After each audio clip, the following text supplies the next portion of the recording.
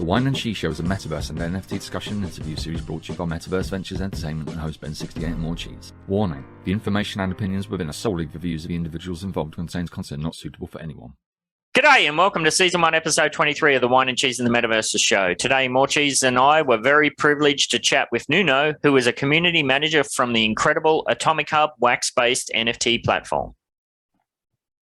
We spoke to Nuno from AtomicHub and found out a bit about his background, his thoughts on crypto, NFTs, his thoughts on AtomicHub compared to other platforms, which projects he followed, and more exciting new improvements we can look forward to coming to AtomicHub.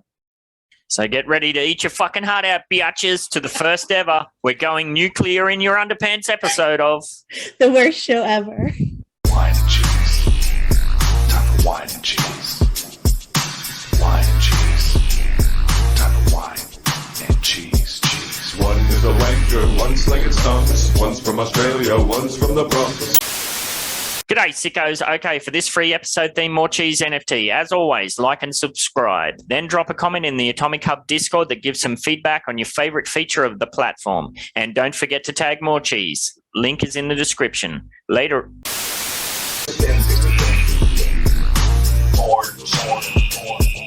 Talking About the Metaverse and NFTs, interviewing all the real crypto G's.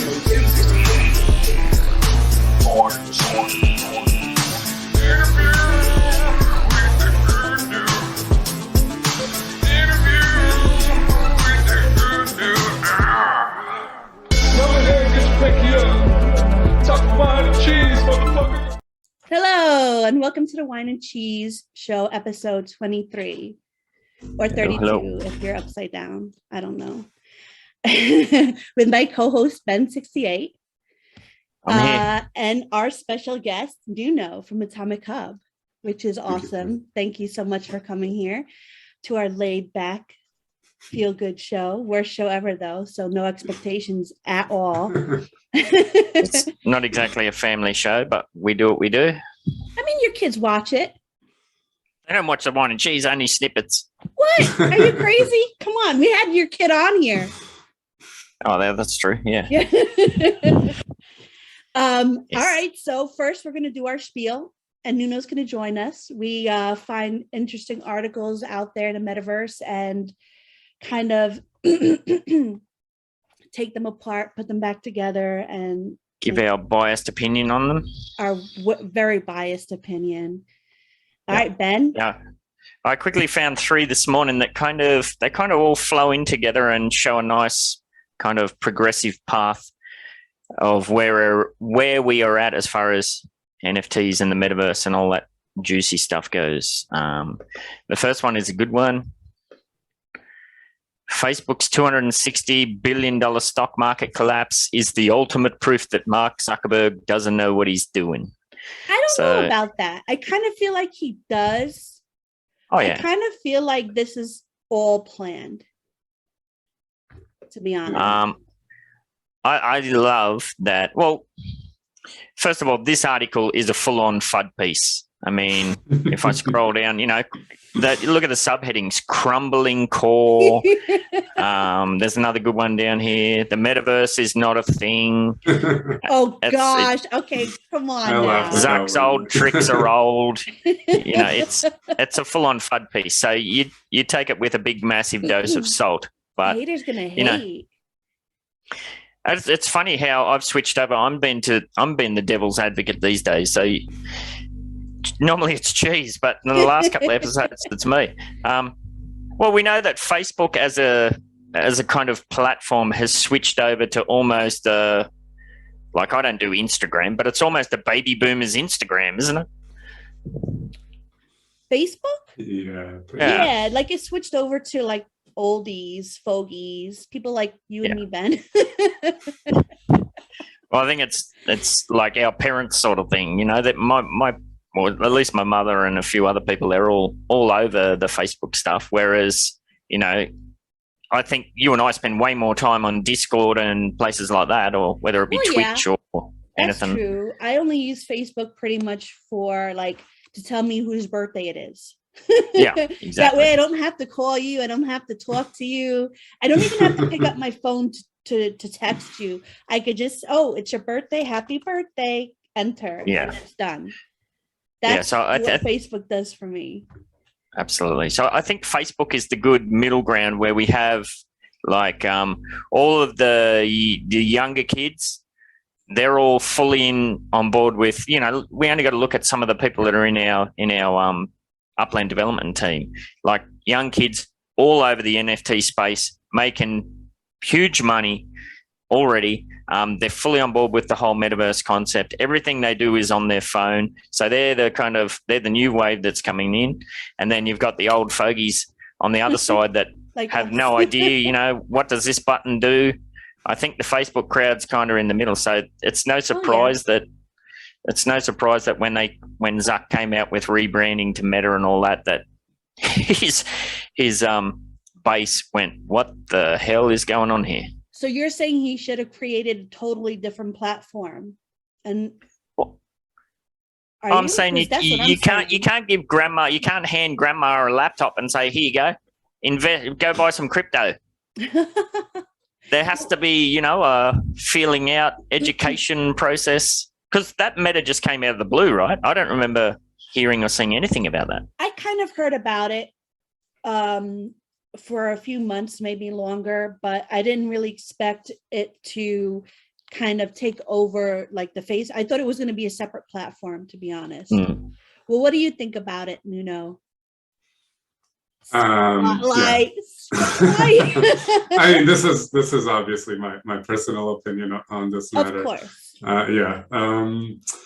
I mean, I don't want to say that Facebook is a dying platform, but clearly like it's become more and more niche, let's say, and they're clearly showing the intention as well of keeping up with what's coming next, or the new technologies that may come up in the future. And the metaverse is clearly like the next big barrier that, be it social media or even Web3, is going to try and approach. So yeah, it's an obvious step for them to make, and inadvertently it ended up bringing the word and concept of metaverse a bit more into the spotlight. I mean, as a move from Facebook, I don't deposit that much importance in it, but it is interesting in the sense that it did somewhat help drive further awareness of crypto, metaverse, and a lot of what's coming up in the space. I agree with that.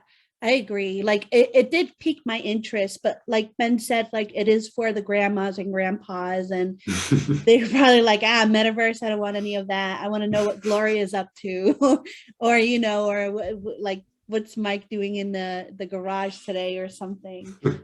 Yeah, but I think you did right there. Like I've been playing around for over 2 years now, and it's only recently, once that news came out, that I had people, like I've been posting stuff on Facebook, like about Upland or NFTs and that sort of stuff. And people that are in my kind of Facebook group either just completely ignore it, or, what's Ben up to now? What crazy stuff is he up to now? But since this Facebook stuff has come out, they're like, hang on a minute, what are you actually doing?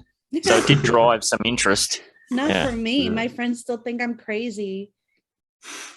So yes. And I understand what Ben said, and it's an interesting perspective. Yeah, you can't just give an old lady a laptop and tell them, you're in the metaverse now. No, but actually, what the metaverse is, I think, like as we see it, we that understand a bit more what it can become. Like it's definitely a tool that they could benefit from, because they could go to John's garage or whatever inside the metaverse, and have all this other level of social interactiveness within their house. So yeah, it's just it needs to be given to them properly and translated and conceptualized, for sure. Yeah, true. Absolutely. I like this bit that I've highlighted here, where this article It says, to save itself, Meta should have focused on making its core business stronger and its existing platform safer for this world. Instead, it is focused on building another one no one is excited about. That doesn't change. Zuckerberg is leading his epic dorm room project turned multinational corporation down to the path of ruin. This guy really hates the metaverse, whoever wrote this article. Yeah. I think this guy must have sold his Facebook stocks early, I think. Well, I mean, I'm all for this, but at the moment I did take out a really nice sell contract for Facebook, so I'm shorting them. Nice. But you gotta go where the flow is, right? Absolutely. I'll Go take that. chase the blood. Absolutely. Chase the blood. No one is excited about the metaverse. That's just hilarious. I know. Who is this guy? What is this guy's name? What is this? Yeah, where is it? Let me scroll up. It's probably some, no. By Investor Newsletter. There you go, anonymous. Hang on. No, it says view original post. So it might be through there, but that was, I think the original article was beyond a paywall. So yeah. But yeah, crumbling core. I mean, you could argue that that's true as an overview as far as what Facebook is, sort of thing. But they're clearly, if they're moving towards the metaverse, they're front loading the technology ahead of their user base. So who's the fool? So yeah, I don't think we need to go into that in much more detail because it's just a full-on FUD piece. But this kind of part that I've highlighted here about the no one's excited about it, that kind of leads us into some of these other things. The next one that I used this on a Breaking Badly episode where Nintendo has interest in the metaverse but ponders what fun it can provide. So this was a bit of a fluff piece. It seems like at the end of some financial Q&A session, somebody asked, I think it was somebody high up in Nintendo, asked them what they thought about the metaverse, and they basically went, oh yeah, seems interesting, but we don't know what it's going to do, sort of thing. And that's coming from Nintendo. Hire some newer, younger, more hip people, please. Well, that's kind of Japanese culture. Really focuses on the old school seniority sort of stuff. So Nintendo would be full of young, hip, employees, but I would imagine they're not free or feel like they can speak their mind, sort of thing. I don't know, because a lot of the people from not my last job, but the job before that actually worked for Sony and something else that was in another country, and they lived there for quite a while. I think China and whatnot, and like it's a lot of older people. Like I kind of feel like if you're looking for something new and exciting, I'm gonna look to like the Asian countries like Japan, China, Korea. Like that's why in Upland, I'm really excited to, if we go international, I want to go there first instead of London or Italy. And like I'm Italian, so I would love to go to Italy, but I just kind of feel like the more kind of exciting and newer age things would be on the other side of the country. Well, that's why I chose Japan to move to, because it's so different. I could have went to London on my working holiday visa like many Australians do, but it's like another state. It's the same language, same culture, same food, pretty much, And there's not like, believe we have nothing against London. We love London, but I'm just saying, like, I would rather, the other side, like Japan, like China, South Korea, but yeah. So I read something like this and I don't understand it. Like for me, it has like, I don't know. I picture like a really old person going, no, what fun can that be? Get off my lawn. Yeah. I think it goes back to the Facebook thing where they're just behind. They're just a little bit behind. They'll catch up. I do understand what Ben means, though. Yeah, it's a different business culture in a lot of ways. Yeah. And on the flip side, so Nintendo's, is it the number one, or it'd have to be way up there? It'd be in the top 3, wouldn't it? Gaming companies. Yeah, I don't know if it's number 1. No. Yeah, but then you've got the next article here: Bandai Namco to spend 130 million on building an IP metaverse. So they're going the opposite direction. They're going gangbusters with all their IP, and 130 million. That's not dabbling. That's a significant investment. Mm-hmm. So that's the flip side. And then what was the company that invested in Upland? Amico. Oh, Amico, yeah. I believe aren't they Hong Kong based or something like that? Yeah. And they've got their fingers in heaps of pies. So. Oh yeah, Axie. Oh God, everything. Sandbox, all of the big ones. There's a Formula One something or other too. So yeah, they're into everything. But yeah, Bandai Namco. Like when I was a kid, I used to go down to the arcade and I'd scam 20 cents off my mum and ride my bike for 30 minutes to go down to the arcade and play, and it'd always be a Bandai Namco game pop up. So they've been around for a very long time, very well established, very well respected, and they're all in. So what do you think about that? I like it. I want to see more and more. I want to see them coming to Upland and the projects that I'm currently deeply invested in. Yeah. I mean, I'm sure we'll get into this a little bit later when we focus on Nuno, but it seems like Bandai's really investing in their IP. And as we know and as we have seen, IP kind of rules the roost almost. Like the power that a company like Nintendo has with their IP branding that's kind of strange. They're not going all in on that. Bogies. I don't know. Nintendo hired some new people. Yeah. I mean, yeah, Nintendo is usually one of the most, in terms of gameplay, they do usually try to like develop a lot, but in terms of like business approach, they're very conservative, and it's been their downfall at times, but still in that it gives for a very consistent development as well. They're a company that, I don't know, it always like treads very solidly, let's say, if that makes any sense. Does that make sense? Is Bandai Namco, that's another Japanese company, isn't it? Yeah. I do believe Bandai. Yeah. So. No, Bandai is definitely Japanese, yeah. Yeah. But didn't Nintendo sue a kid for selling their like game console, like 10-year-old game console on eBay for $20-something? They sued him for the $20-something. They did too, yeah. So they're full on about their IP. They're kind of almost like Disney in that regards, aren't they? So yeah, this is interesting. It doesn't appear like there's many actual details, and there's still speculation of what it's going to be.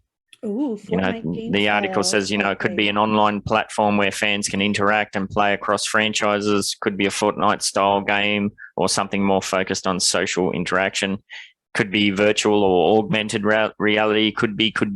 So yeah, it doesn't seem like there's a lot of information out there just yet.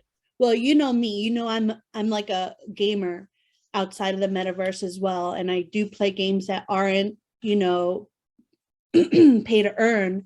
So if stuff like this started coming to my favorite games, that would just, that would be perfect. Like we had that other thing we talked about, Ben. What was that game?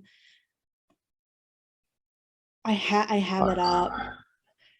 But yeah, I actually purchased it right after that Whine and Cheese, and I needed to get to level 5 in order to utilize the NFT. Oh, the vest, the vest. No, that wasn't. It was clothing articles that you can only get when you're level 5 as NFTs. That's right. Yeah. They'd come out with these NFTs, and their user base had slammed them for it, and there was a disconnect. And it kind of goes back to that Facebook thing where the company that put those NFTs out hadn't done enough education of their user base about what it was and how it could benefit them. So then when it came out, the user base was like, what the hell's this? And they kind of, there was a lot of backlash against it. That's right. That was the article where the users kind of didn't get the concept that if you're buying these in-app purchases and stuff in the game as an NFT, well, when you're finished with the game or you no longer want it, you can then sell that and make a profit. Whereas at the moment, you just sits there doing nothing in your inventory. So it kind of goes like that. Oh yeah, this Bandai Namco thing, it says here in the article that they do have a lot of franchises with a large fan base. Yeah, absolutely. So the project has big potential. Oh yeah. Oh yeah. Yeah. So yeah, it kind of shows two different sides or two different mentalities, the kind of old school Nintendo mentality perhaps, and the Bandai Namco mentality. And we've spoken about this several times, Cheese, where companies like Nintendo, then they're not really going to have a choice. Eventually their user base is going to demand all this stuff. Ghost Recon Breakpoint. That was it. Yeah.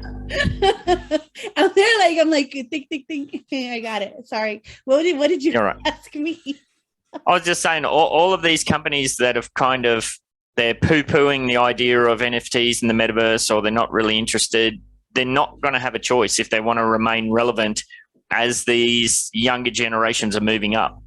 You're right. No, they're not. Yeah. And I even said that in my Breaking Badly. I'm like, suck it up, buttercups, because like you're going to be left in the dust. You're going to have all these games and then you're going to spend all your time catching up to everybody. So there's going to be like pie on your face.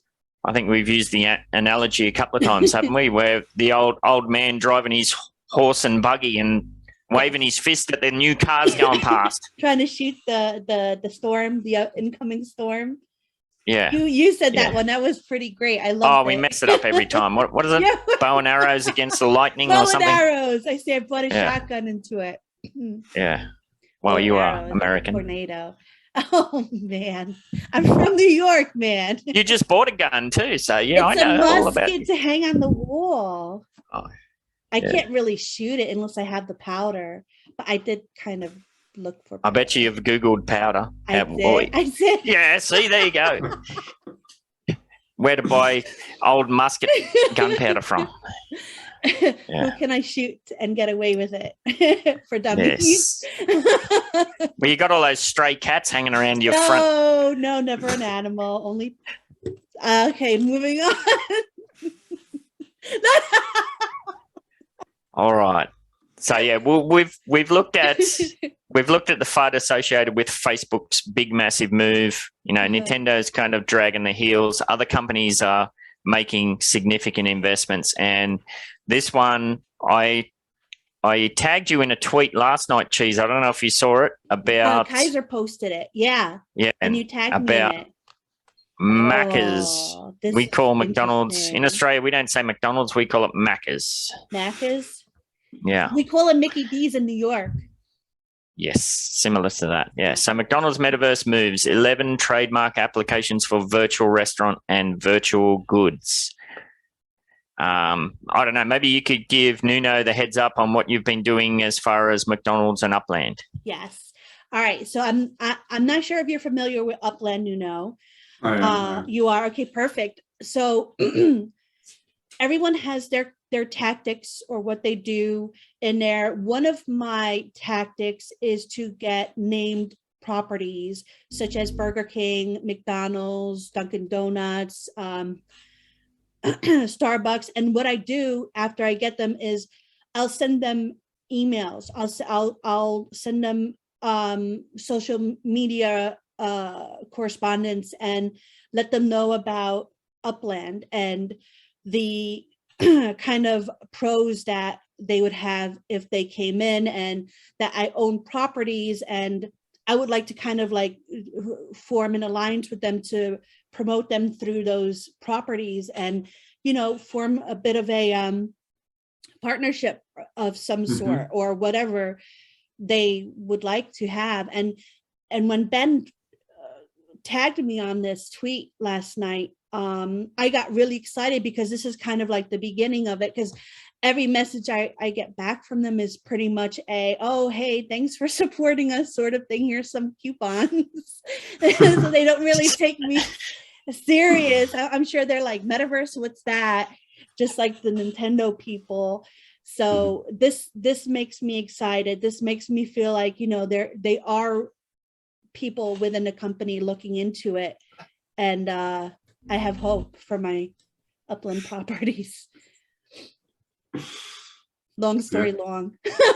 Long story long. Yeah, well, we've been talking for ages that we just need, and it's the same, whether it be clothing brands or, within the NFT space, we've seen Nike kind of dip their toes in. And now there's like, what are those? Some of those big name New York brands, clothing brands are starting to come in. If somebody like McDonald's comes out and does a campaign with NFTs and the metaverse, well, then every other fast food joint is going to follow suit. Mm-hmm.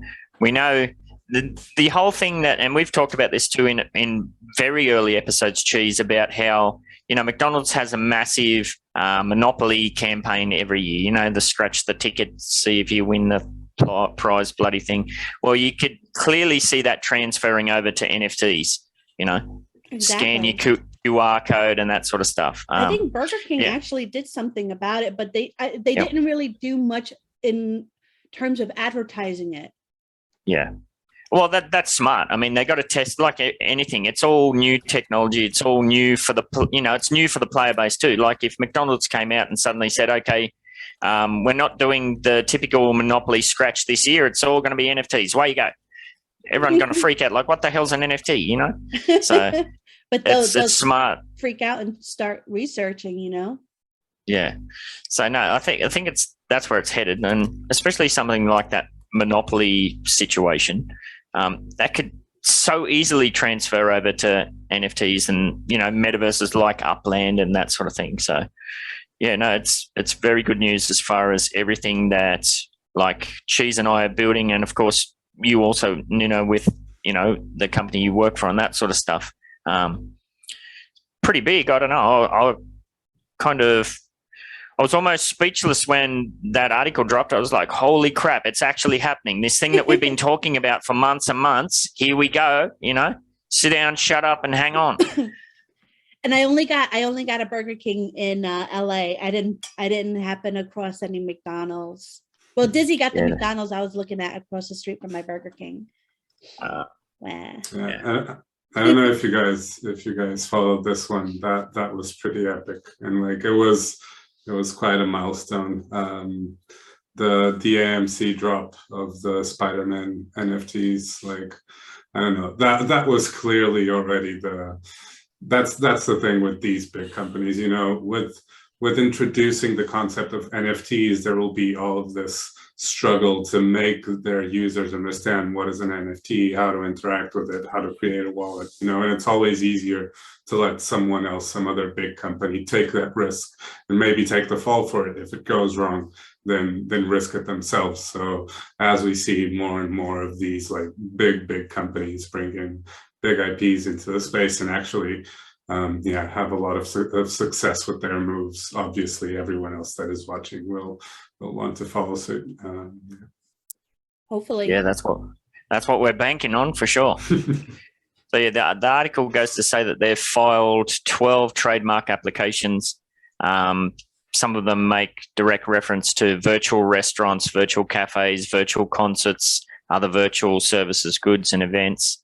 It's interesting down here that what would a virtual restaurant entail? A virtual restaurant featuring virtual goods. So does this go back, Cheese, to what we talked about with some of these clothing brands where you're going to visit their website or something like that? You're going to enter in their metaverse and be able to pick clothes off the line and try them on and that sort of thing. How's that going to transfer over to fast food, do you think? I have no freaking idea. That sounds weird, because I know like I dabbled in some measuring stocks about a year or 2 years ago, and there was this really great app on your phone that you can actually take and measure across your room and get the measurement for anything. And they have it so that you could do it for yourself as well. So you can kind of like get your specific size and go into a clothing store and try on clothing or shoes, and it could tell you exactly how it's going to look and whatnot. But for McDonald's, I mean, the only thing I could think of is that they create sort of like trivia or games you can do to win coupons. Yeah, I think you're on the ball there. Like, I don't know what it's like in the States, but I imagine it's the same. I imagine Australia's copied the States, where if you go to a McDonald's now, there's just panels of big, massive screens, and everybody just goes over and orders off the screen.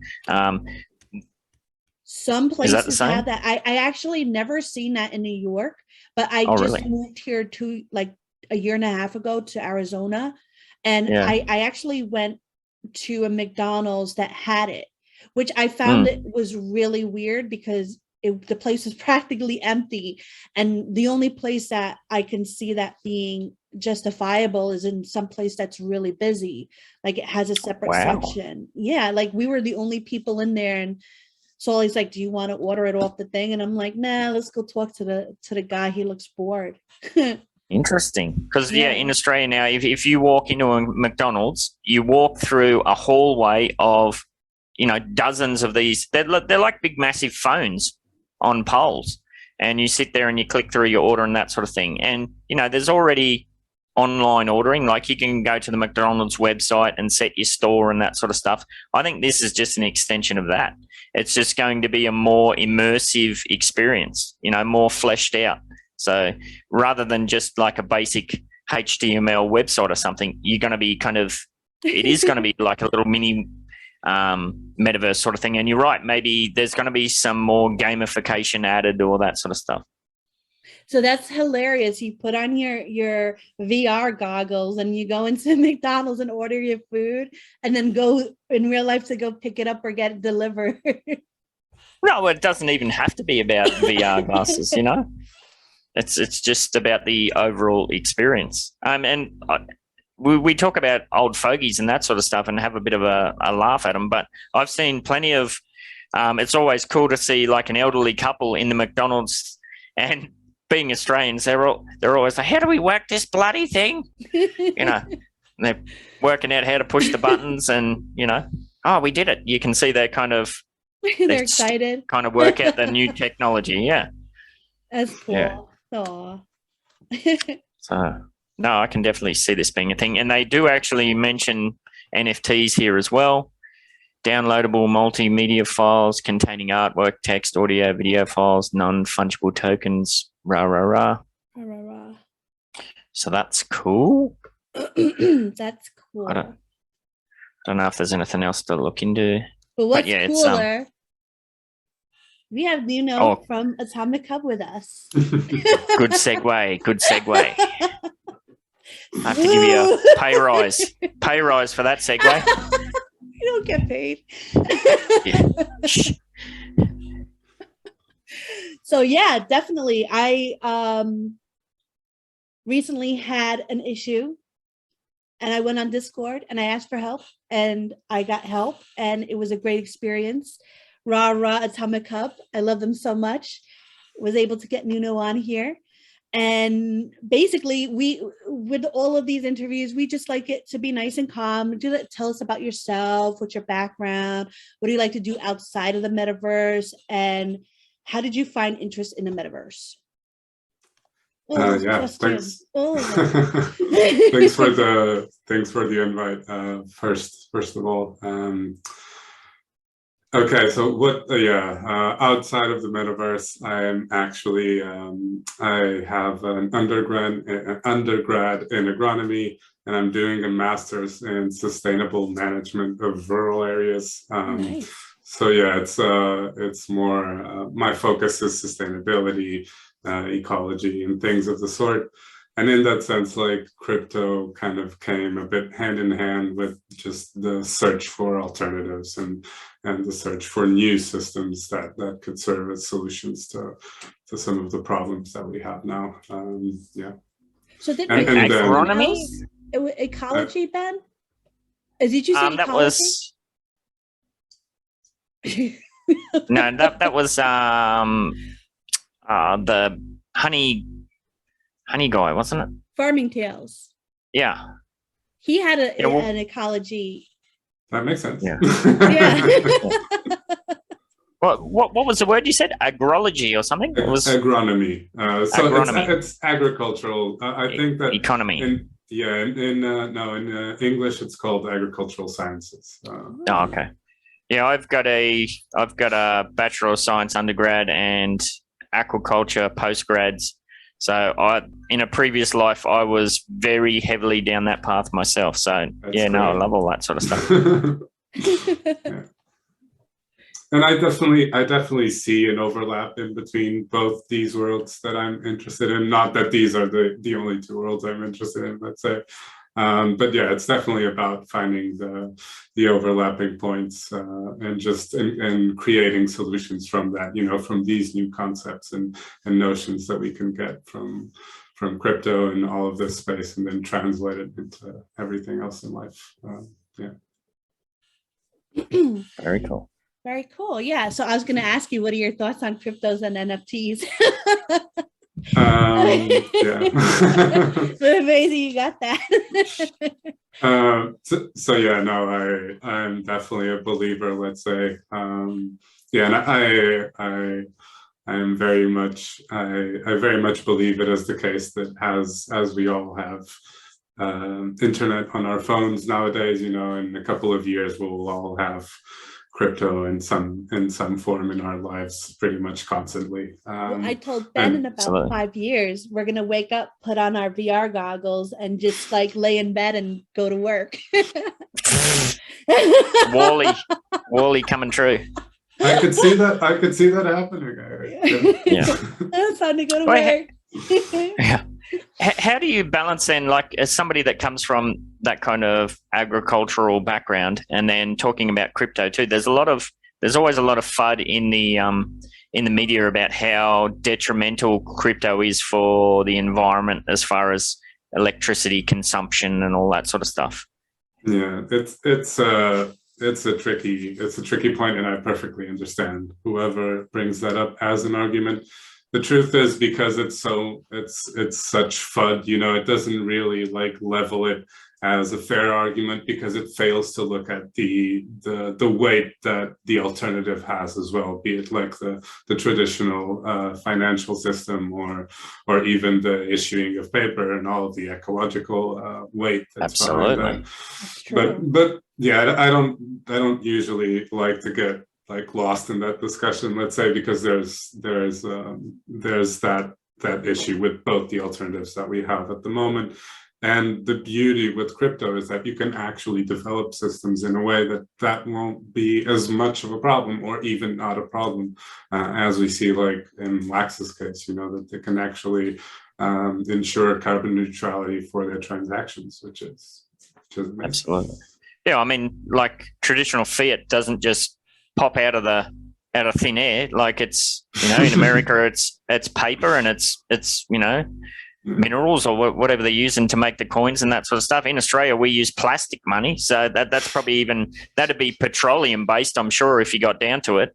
And all of this money has to get trucked and moved around, and yeah, there's a lot of environmental costs with the current system, and I think you're dead right that doesn't get brought into the conversation at all. Even just the transactions themselves of credit cards, the servers for that, all of the banking structure, and yeah, there's it's not a fair argument when it's leveled, because there's never a comparison to what is the alternative. Instead of this, what do we actually have? So you should use bottle caps from Fallout 4. Sarpacilla. That makes sense. Yeah. Someone did actually use that as a currency. When Fallout 4 came out, they sent them the amount. I saw that. Wasn't that cool? Oh my gosh. I was like, that's a kid that's thinking. Yeah, they actually paid. They gave them. They actually gave it to them, which was awesome. Like, I was like, oh man, that's great. I'm a big Fallout fan. So I use that. I'm in love with Nick Valentine. My husband's okay with that because he's not real. Do you have any of your own projects that you would like to talk about that are current or in the works? Not really. No, yeah, I came to the space more as a user. Let's say I do dabble in some creative things, but it's like 3D printing and things cool. of the sort. But yeah, more from a technical perspective than necessarily like the 3D design of the pieces. I just like to fiddle with things, and yeah. That's pretty cool. I actually there's some person that in Upland with me that I also play another video game with, 7 Days to Die. He's a 3D printer artist kind of guy, and he's printing out my Block Explorer for me, which is pretty cool. Yeah. So if it comes out good, I'll see if he get Ben's Block Explorer, but Ben's kind of Ben's I'm kind over of mine now. about his Block Explorer. They took his Block Explorer. They took his Block Explorer helmet and put like somebody else's face on it in Upland, and they gave it to somebody else. Oh. It's pretty funny. I shall bite my tongue. Don't bite it. All right. Yeah. So what are your thoughts about AtomicHub compared to other platforms? I mean, yeah, there's a lot of variety in the space in general, you know, and we could go into a lot of the details of what defines like a marketplace, you know, and even just the crypto systems in general, even in terms of be it custodial or non-custodial.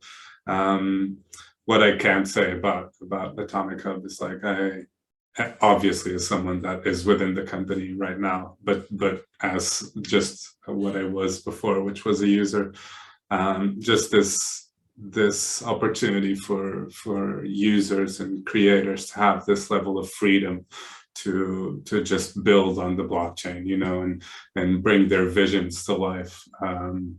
It's something amazing that AtomicHub has been doing an insane job at, and with doing that, it's brought forth so many amazing creative minds, you know, and projects that have just flourished thanks to its presence. So, I mean, which is not to say that other platforms don't allow it. It's not just the case of what AtomicHub does. Obviously, the Wax blockchain plays a huge part in this, and its ease in onboarding new members, and its gasless system as well.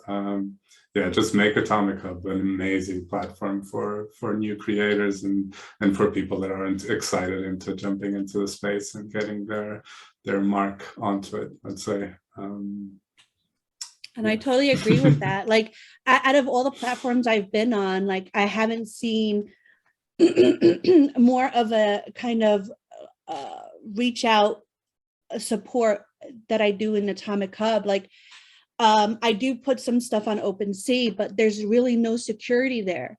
Like AtomicHub has this great kind of whitelisting platform where, you know, they make sure nobody's copying you. They make sure that you're following the rules. And I feel safer with that because like a lot of people on OpenSea, they copy people. I know our friend Mighty Lil, she tried to put something on OpenSea and she's still waiting for a reply from them, their support, and it's been like 5 months. Holy moly. Yeah. So I could definitely say that AtomicHub is so much better in a sense of support and security, in my opinion, and I prefer them over myself. Yeah. But we're very biased here. Absolutely. Yeah. The low barrier to entry is what sets itself apart, I think. Like, even when I kind of knew nothing about NFTs and Cheese, you'd kind of just sort of kicked off and started. And I thought, well, I'll go over and have a look and play around. And within, 10 minutes, even knucklehead me had managed to put, a pretty crappy NFT together. But the process was pretty self-explanatory. It was great, your NFT. Like, you put yourself down. I thought it was amazing. So stop it. No, I just think that Mac. the barrier to entry point is the best Yeah. part for sure. I agree. What about the numbers? Like, we always use OpenSea as an example, and a lot of the news articles that we see, you're just talking about crazy numbers as far as the Ethereum value and all that sort of stuff. There seems to be a very massive difference between the Ethereum community for NFTs and the Wax kind of community. Mhm. Oh, what do you think the big disconnect is there? I mean, just in terms of the meta around creating or minting NFTs in Ethereum, be it get that like gas fees are what they are. Obviously, they for any project to be viable, that there just needs to be a huge barrier of entry to it. And because that is something that doesn't necessarily exist in Wax, it allows small creators, to not have to commit so much to a project, and just try it out for a while, let's say, or not take it as seriously, not commit as much of their life to it, and as a consequence, incurring such a big risk, which just enables people to be a bit more present with the community as well, and not have to come across as polished or as a finished project, by incurring on the risk of not transmitting enough confidence to the collectors that they won't want to touch the project because it's not finished or it's not good enough. Yeah, but it's kind of a weird system where Ethereum and OpenSea seems to be flooded with these cookie cutter soulless projects that are all about speculation. You're talking big dollars, but if you actually look at what it is, it's crap. But then you see all of these really cool niche projects on AtomicHub, like you said, that it's small artists, but you look into some of the stuff they're putting out, it's amazing. I'm fully biased, of course, and of course we should say that yes, Nuno, you are here as an employee of AtomicHub or whatever, but in this kind of situation, as a disclaimer, you're Nuno, you're not acting as any kind of representation of AtomicHub or anything like that. So we're just kind of picking your brain sort of thing. So yeah, again, I don't know, OpenSea just seems like, just cookie cutter. 1 minute we've got penguins with hats on. Next week it's lizards with hats on, and then it's a koala, and then it's these people just it's going to be a sloth, and it's just crap. Sorry, rant over. Oh, the farts. But was that on OpenSea? That wasn't on OpenSea, I don't know. Was it? It was. Yeah. The bottle jarred farts, I think. Yeah. Yeah.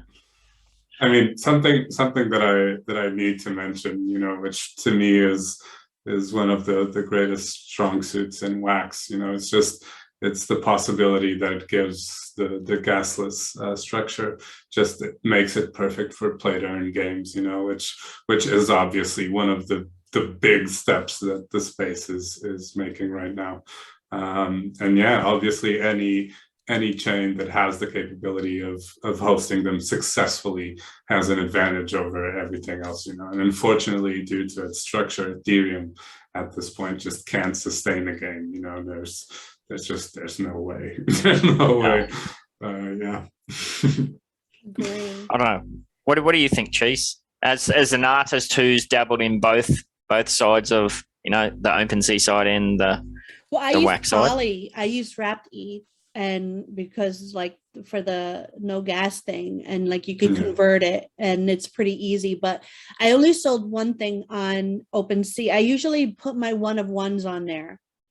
But on AtomicHub, I'll do the Whine and Cheese NFTs, which I don't know if I told you about that. I did check them out.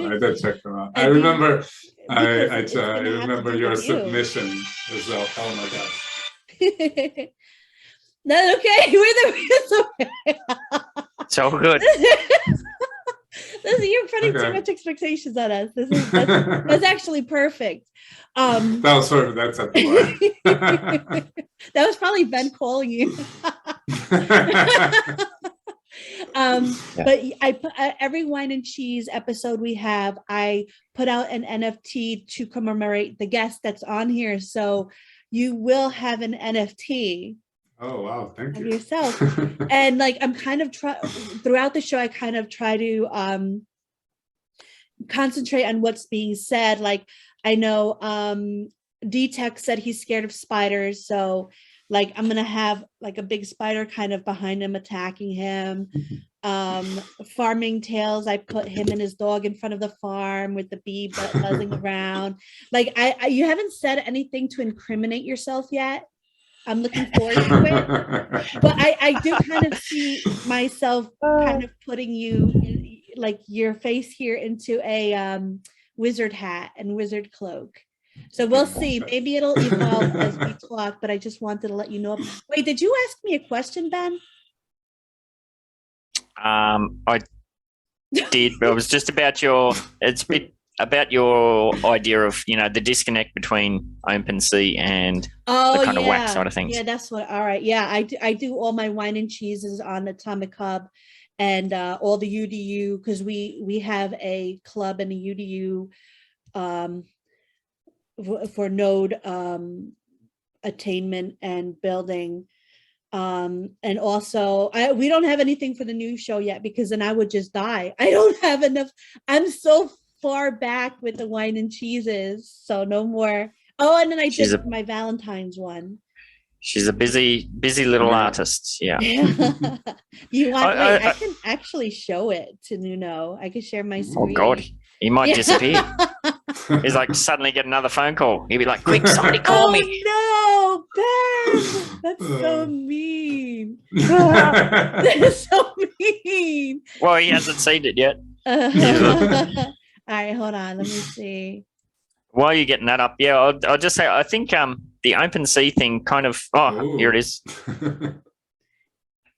You got to front load this with an explanation. You can't just send this to somebody. That's very graphic. Yeah, I think I need to. Look, his phone's going to ring any second. My art is all pixels, and not only just pixels, but they're a bead. Every pixel is a bead, because I used to be a beader, and then it got to the point where my hands would shake too much. So I have a program where I can make each pixel look like a different bead, and you could pick from all different types of beads, and basically everything is one pixel at a time. I go on the MVE, which is our Discord, been in my Discord, and I do live showings from start to finish of some of my things. Like I did the brain on there. I mean, the heart. Yeah, we're eating so many like intestines, Ben. I can't keep up. So please give some context. It just looks crazy. What are we doing? How did we come up with this? We're giving our hearts to our supporters, but then we decide they look so delicious that we eat them. Yeah. Is that any better? It helps. It helps. Yeah. When Cheese came up with the idea, she was kind of going down the Hallmark kind of hard cards kind of pathway, and I was like, "Nah, we're all about horror and crazy shit." So that's when she came up with the twist. So. I mean, the detail in the heart is amazing. Absolutely insane. Yeah. And if you see that isolated and you zoom in, it's literally one pixel at a time that she's put together, which is amazing. Absolutely. And that kind of points to is what I was speaking about as well, where with that cookie cutter OpenSea kind of stuff, that is what it is, you know, whatever. But that does very much feel like that 2017, 2018 ICO pump and dump kind of mentality. Whereas I think with Wax and especially AtomicHub, we have a lot of, I don't know, I'll say niche for lack of a better term, niche artists building actual communities where, you know, you think of like Tales of the Crypto or Metaverse or some of these other places where they have really solid communities being built around their projects. For sure. This is the heart bigger, and you can actually see the pixels because I layer it all on GIMP, and I just make some things smaller. So in that GIF, you can't really see all the detail and all the pixels, but you can see it here. Yeah, it's incredible. You're killing me. I'm up early and I haven't had any breakfast yet, and you got that big juicy heart looking at me. Yeah, be careful, Nuno. We already ate our hearts, so. So where do you think all this is headed, Nuno? Like, it's all this kind of groundbreaking, whether it be metaverse, NFTs. Cheese and I have talked about this at length as far as where we think it's headed and that sort of stuff. Where do you think it's headed? And I guess maybe you could feed into, what are you seeing with your friends and family who aren't necessarily in the space? Are they interested? Are they talking about it more, or even in your town, your city, that sort of thing? Where are we going with all this? Yeah, I'd say like we're just on the cusp of mainstream adoption. Let's say I definitely feel that, and I feel that every year that passes, with all of these like movements that properly establish themselves, be it DeFi, be it NFTs, they become, all of these concepts and these institutions just become household names, let's say. And yeah, I believe that in that process, we're seeing like a consolidation of this sphere and of this market, in a lot of people's eyes. And I do believe that like in a couple of years, there will be mass adoption in the sense that things that are as commonplace as the internet in our lives, crypto will be one of them, which will just be present. Yeah. Well, I want to ask, I'm very curious because I follow quite a few projects. I don't know if you are willing to share, but would you like to share some of the projects on AtomicHub or anywhere else that you yourself follow? Yeah, obviously. I mean, again, this is not, and this is not any sort of formal endorsement from these projects from AtomicHub side. It's just not endorsement advice. My endorsement personal advice. But yeah, like I came into the wax space in particular a lot because of the play to earn movement, and I'm particularly excited about that and the possibilities that brings. So yeah, I try to follow closely play to earn projects on wax. I mean, just some of the ones that come to mind, like Costume Clash, Immersis, for instance. I did dabble in Alien Worlds. That was back in the day. I did dabble in Colobox. That was back in the day. I mean, other chain stuff as well, like Gods Unchained is a really interesting project. Splinterlands is definitely very cool as well. I did dabble in Upland as well, and yeah, I haven't followed up on it as much lately. Oh, really? Yeah, you're not interested in Upland? It's not that I'm not interested. I don't know. It's just so many projects.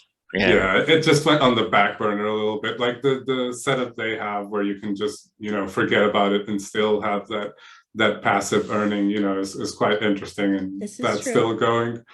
I was going to reach back and get some Kool-Aid, but go on. But yeah, no. For a time there, I did follow like Newtown releases, and I did try to be present, but it takes a lot of energy, and yeah, there's so many projects at the time. Yeah, agree. There's too many. And I follow what about on them. Yeah, I don't know how you keep up. What about on the flip side, like that's kind of your personal interest side. Well, what about can you speak to your AtomicHub side? Like, what does the day in the life of Nuno, as far as that work side of things, what does it actually entail? Like, what are you doing on a day-to-day basis? Okay, so my role on AtomicHub, on Pink, actually, I work for the main company behind AtomicHub is PinkTG. So I work as a community manager for PinkTG. So pretty much it's my role to make sure that our community, be it on Discord, Telegram, or Twitter, wherever it may be, that they're having the best user experience that they can. And yeah, that will not only go through support and helping them whenever they may need, but as well, tailoring our servers or Discord or Telegram groups, or even like coming up with certain events, or similarly to the fan art competition that we did in the New Year's, that sort of stuff. That's what we work on, and what we want to start bringing more of to the AtomicHub community. Yeah, I like the events that you put on there, like the mascot thing.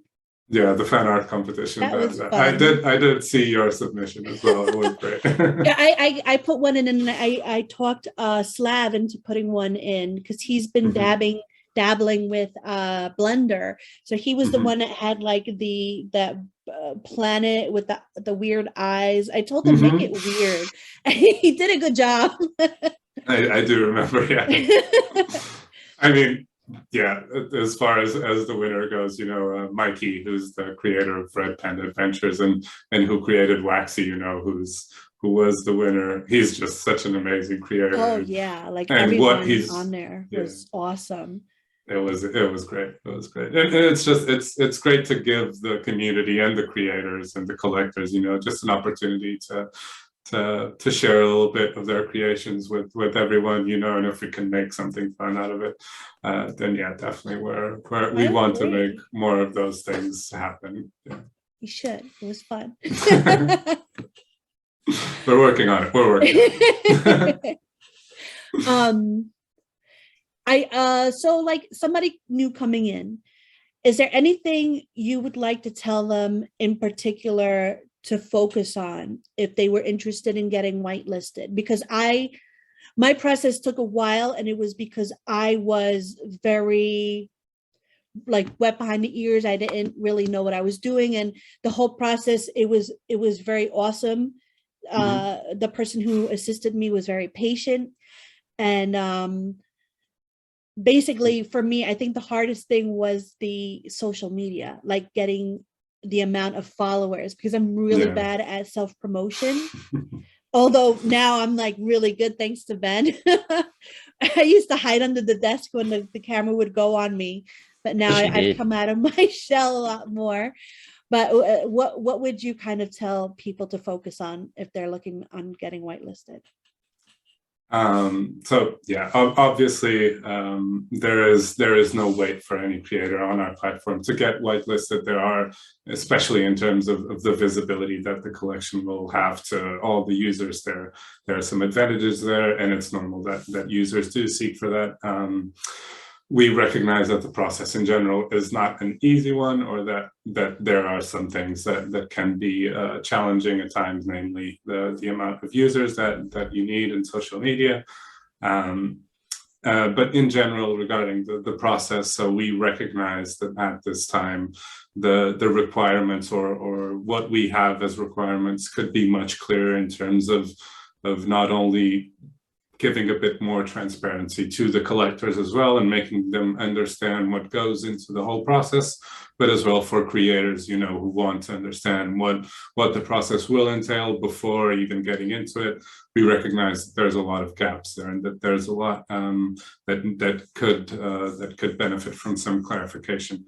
And in that sense, we're actually like reworking the whole requirements for the whitelisting process, making it just much more explicit, and then just really being as detailed as we can, just for our whole community to benefit from the transparency. And that's something that's coming soon. John Hydropowered, who's the content lead and the community lead as well, Pink, is the one that's spearheading that process at the moment. I've had the opportunity to contribute as well, and it should be coming soon, and when it does come. So in terms of just the ease of creators to understand what goes into the process and what they will need to successfully go through it, will be much clearer from the start. And hopefully with that, just making it much more streamlined. I can say as well, though, if and when, not even if and when, even just at this point, when you do look at our requirements, there's a set list of things that are required from you. And if you can present them up forward, and make all the information that is required available from the beginning, that will help streamline the process a little bit as well. Instead of us having to ask for each one of the things, So if in fact, like, you are trying to streamline the whitelisting process for any reason, then it's a good idea to upfront, present as much information as you can without it having to be requested to you, let's say. Yeah. And I was the new. I read it, but I was so nervous, and the person that helped me was so patient. Like, they were like, "Oh, now you need this, now you need this," and I'm like, "Oh my God, this guy must hate me." But like, it didn't seem like that. It just seemed like a very, like, even though it was a tricky process, it was easy because it was there was a lot of support there, and I like the fact that there were hoops to jump through, because that just shows me that, I'm going on a platform that cares about its users, that cares about the people that are whitelisted, and they want to provide that security. Like, I know that they're not going to approve somebody who's trying to kind of copy mine or someone else's art. They're going to make sure that their own stuff, that they're not just like copy and paste and whatnot. So I do appreciate it personally myself. It's a tricky point as well, because like it can't really be taken as any form of insurance from AtomicHub side. The idea behind the whole process is just for us to vouch for the information that the creators do present in their project. So and we have tuned the whitelisting process as well to include game projects. So there's all of these game mechanics, that have to go into a game project for it to be successful. And if a collection is seeking to be whitelisted as a game project, then they have to provide some sort of game proof for us to verify that indeed the game that they are advertising as being capable of developing, that's actually a reality. Unfortunately, even though we try to make this as strict as we can, not only to protect our users from possible scams, but as well to protect the creators in terms of the originality of their works. It's always, it's unfortunately there's a lot of users that do seek to take advantage of some of the situations, and even a whitelisting project can't be seen as being endorsed by AtomicHub or bulletproof in that sense. You should always assert in your own opinion what trustfulness that project deserves, let's say. Absolutely. And that's kind of from a content creator's perspective. How about from, like, you work in community management, so, and support and that sort of thing. So, and this AtomicHub is an kind of entry-level platform sort of thing for new people who branch out into NFTs in the space. It's one of the first places they're going to land and sort of kind of find their feet almost. What are some of the pitfalls that you see, your Joe Blow user falling into, or what's something they should be on the lookout for?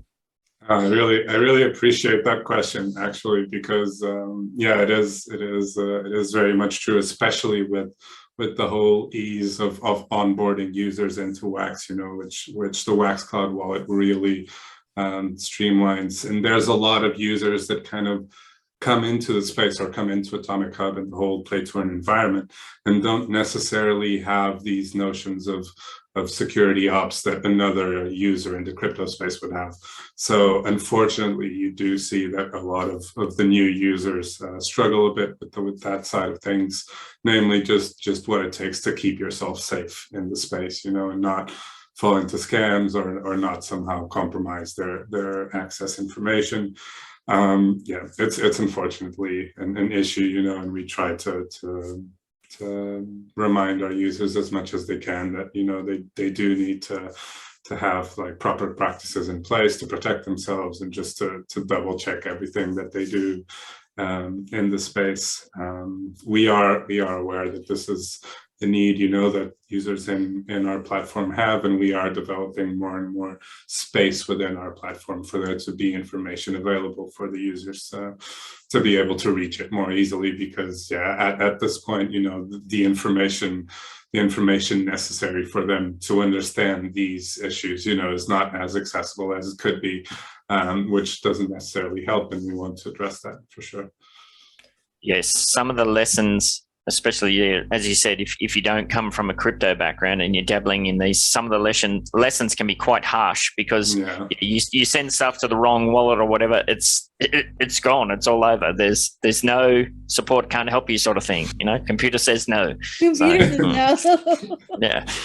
It's a very unfortunate role to have sometimes, because it's normal, some of these users just come from the custodial paradigm, let's say, where there's always logs in the background, and someone can go and check that, in fact, that was a scam and revert that, and it's all good. But that is just not possible in cryptocurrency, Absolutely. And yeah. I've got my receipt. Help! I got my receipt. It's unfortunate. It's unfortunate to have to be the bearer of such dire news, But yeah, it's part of the crypto world, let's say.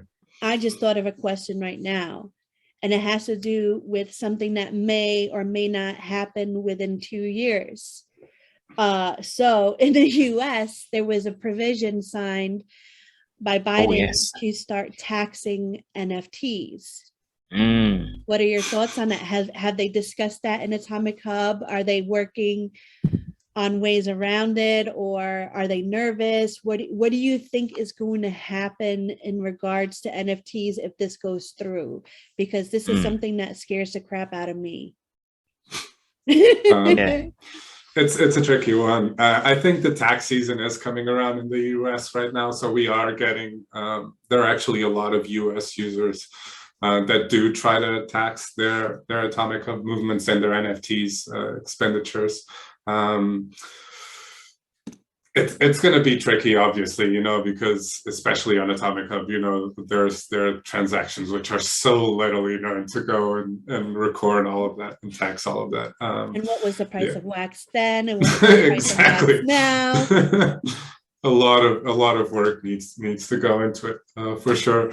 And the thing is as well, PinkTG is actually based in Germany, so our headquarters are in Munich, and both our creators are German, Jona and Fabian. As well as a company, as a business, we are adapting to the European landscape, let's say, and the European requirements, and we are far from having homogeny in terms of all of the different requirements that are being put forth throughout the world. So as far as PinkTG or AtomicHub is concerned, at this point, we are endeavoring to be compliant with the European standards and the German standards in this case, and not really, thinking about the US at this point. Well, I'll flip that back to you, Cheese. What are you going to do? No, I'm going to hope that, I'm looking into programs that will track it for you. I sent you one, Ben. There's is that going to do all your NFT stuff then? Yep, gas fees, everything, and it's transferable to teletax or TurboTax.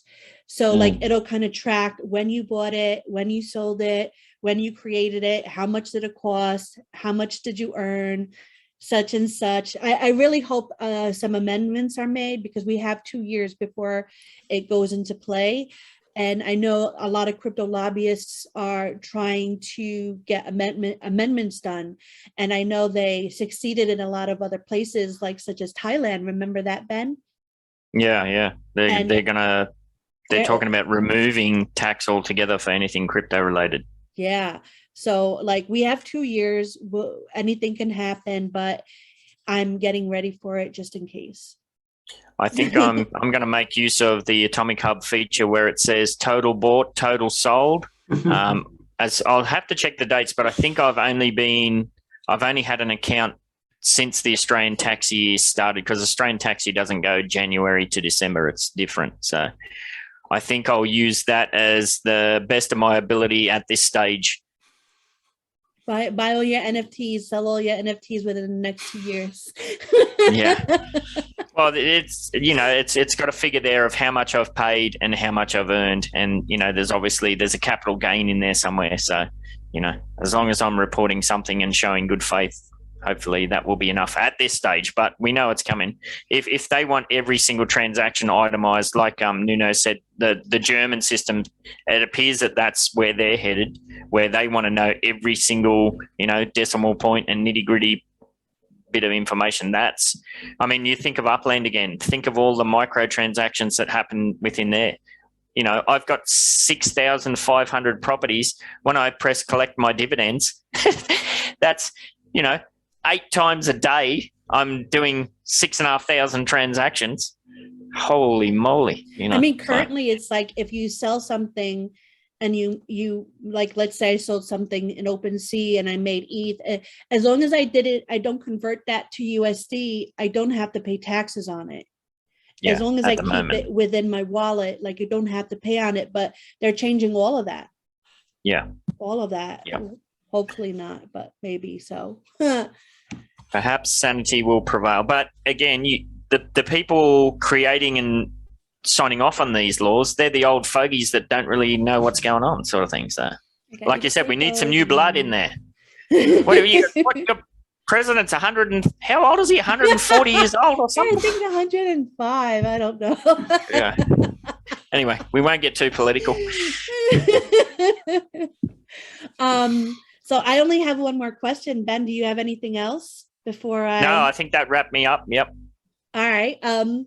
I see there are a lot of great improvements on the AtomicHub platform. Can you tell us if there's any other new and exciting things that we could look out for? Oh yeah, user experience stuff. Love it. Very much so. Very much so. Actually, I don't know. I might as well advertise on our Discord server. We actually have some calls every week where we talk to the community about whatever updates might be coming up that week. So if you guys are ever curious about following what's going on in AtomicHub, make sure to check our Discord server. We also publish every Monday an AMA with our creator, Yona, where he goes over some of the updates to the platform that week as well. So you alternatively can tune into that. But yeah, if you guys have been following that in the last couple of weeks, so we've actually pushed like a major UI update to our homepage and as well to collection pages. And this is just the beginning of what will soon be a complete rework of our whole UI. So similarly to the changes that you now see in the collection pages and in the homepage, you'll see it in the market, you'll see it in a new NFT creator, in a new trading platform, in a new inventory view as well, which is something, this whole update, this whole suite is something that we've been working on for quite some time now, and we've just been really excited about the possibility of showing it to the world, and it's been very well received so far, which is obviously something we're very happy about. And yeah, it's gonna keep coming. So there's no clear ETA on when all of these updates will be pushed. The next update to be pushed, though, this is already known, will be the new NFT creator. And yeah, in the next couple of weeks, months, you should see a completely new and very fresh AtomicHub. Nice. Juicy juice to sink our teeth into, cheese. I loved all the changes thus far. It's made it so much easier to kind of navigate through and whatnot. And I can't wait to see, all the new stuff that's coming out. Yep. Definitely. And that's awesome that you're taking on your user base's, feedback and opinions so deeply. That's very cool. Yeah. And throughout the process, we're very eager to hear the feedback from our users. Whilst we were releasing the previous updates, we followed all of the opinions that our community had on it, and we actually pushed some updates, based on some of the feedback we got. So as we keep pushing these new updates, if you guys ever feel like there's something that could be improved or that could be better, just reach out to us. We're very eager to hear your opinion and just to keep driving our growth in tune with what our users want to see in our platform. Awesome. Perfect. I like that. Well, thank you very much. Yeah, we appreciate your time and especially your thoughts and insights. You're welcome. No, it was great. Thank you for the invite. It was a blast. Yeah. Cheers. Sign us out, Cheese. Do what you do. Get out of here. We're done. Bye. Go ahead, get your pinky up. Talk wine and cheese, motherfucker. Go ahead, get your pinky up. Go ahead, get your pinky up. Go ahead, get your pinky up. Talk wine and cheese, motherfucker. Go ahead, get your pinky up. Go ahead, get your pinky up.